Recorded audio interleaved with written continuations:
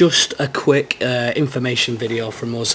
We were returned a profile PS dual mesh RDA the other week, a few days ago, so we are deciding to record this just to run through, try and troubleshoot the issue and see if we can correct it for the customer, see if we can make them obviously happy.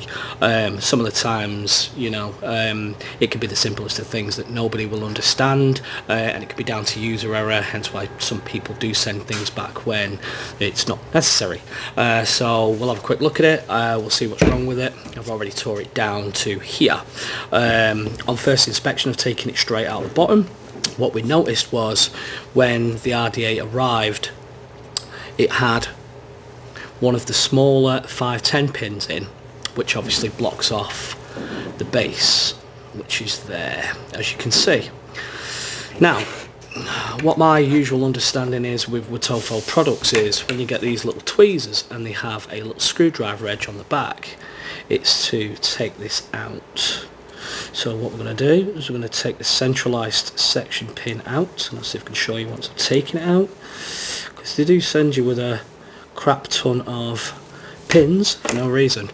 So that's the pin at the centre of the RDA, so now the centre of the RDA is completely clear. Now you also get two little stubby fat pins on the inside. Now you've got to watch which one that you put all these in, because one of them is squonkable and the other one is not squonkable. So obviously if you're changing devices, some of the times you may need to change these pins for obviously it to work correctly. So we'll put the non-squonkable pin in and let's see what this does.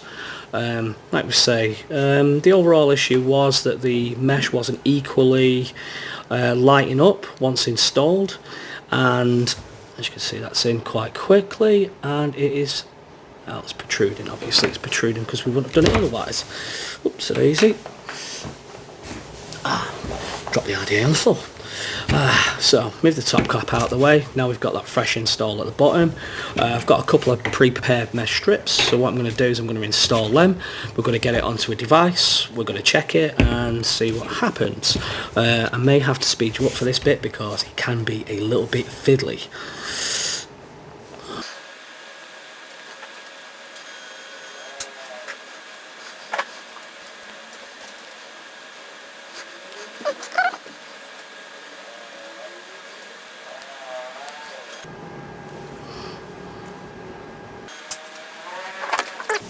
So now you can see there is a dual mesh strip on the inside of there.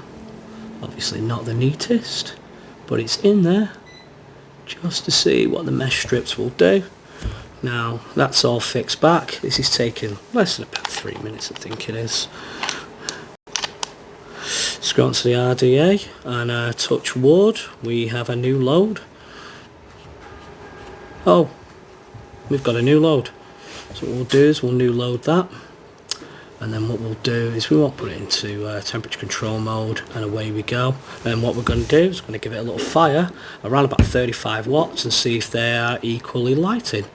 So the issue being the squonk pin, the slimmer pin that was pre-installed into the device wasn't correct with the install of the insert under the 510 as well.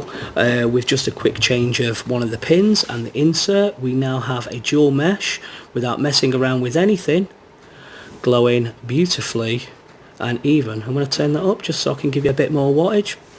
So bosh, nice and even all the way through. That's it, guys. So if anyone else has any of these issues, you can follow this video, you can change out your pins, you can install your mesh correctly with all the tight screws, and you should be a-okay. That's all from me from today. Thank you very much. Like and subscribe.